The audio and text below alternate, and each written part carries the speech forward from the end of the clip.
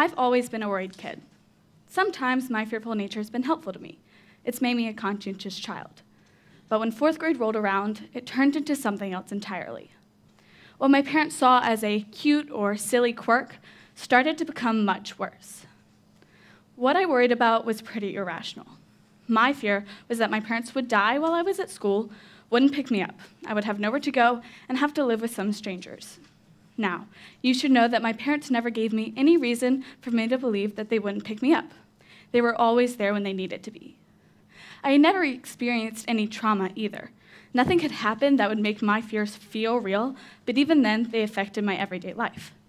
They affected me to the point where I would cry on the way to school, and when I got to school, I couldn't focus because I was counting down the minutes until I could run outside to see if my parents were there to pick me up.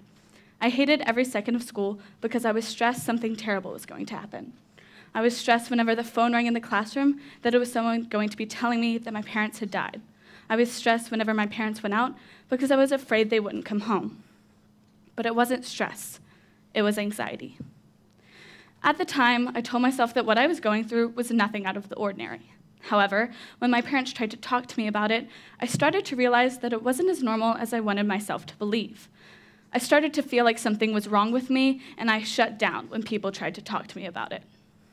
I really did not want to believe that what I was going through was an actual problem. I wanted to believe it was just normal stress. But stress and anxiety are two very different things. Stress is a state of mental or emotional strain or tension resulting from adverse or very demanding circumstances, while anxiety is defined as a feeling of worry, nervousness, or unease, typically about an imminent event or something with an uncertain outcome. Basically, stress is a reaction to something, which can be managed. But anxiety is different, very different. Think of when you're assigned a ton of homework and you're scared you can't get it all done. That feeling is stress, but anxiety takes it a step further. It makes you start to think that if you can't get all this homework done, then you'll fail the class. And if you fail the class, you can't get into a good college. If you can't get into a good college, then your life is doomed forever. While this might not make that much sense, of course your life is not doomed. Many students suffer with this fear.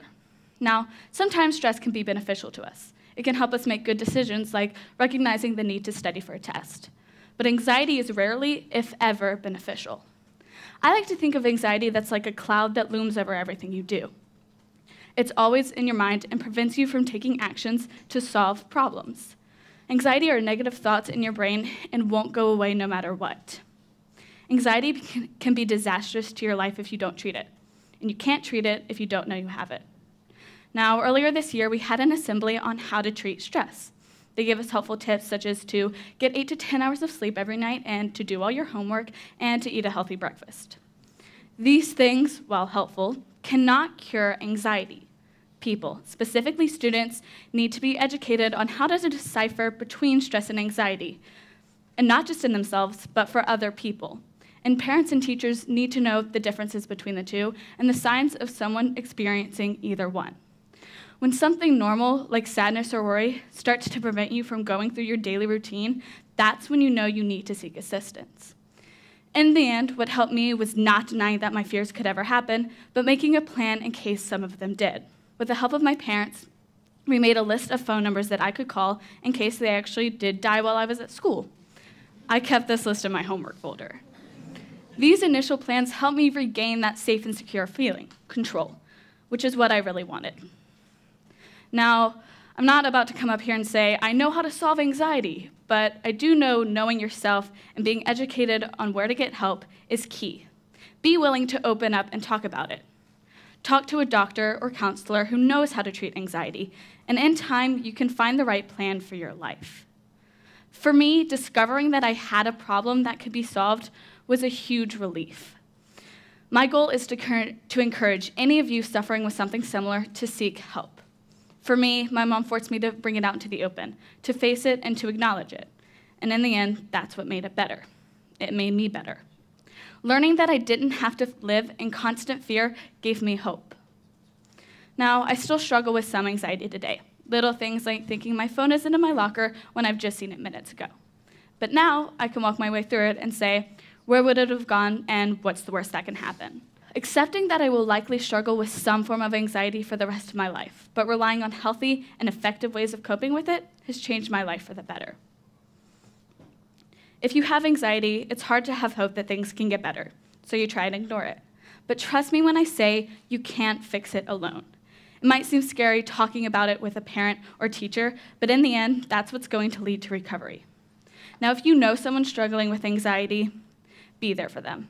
It might seem silly to you that they're worrying about things that have such a little chance of ever happening, but it feels real to them and harms their life.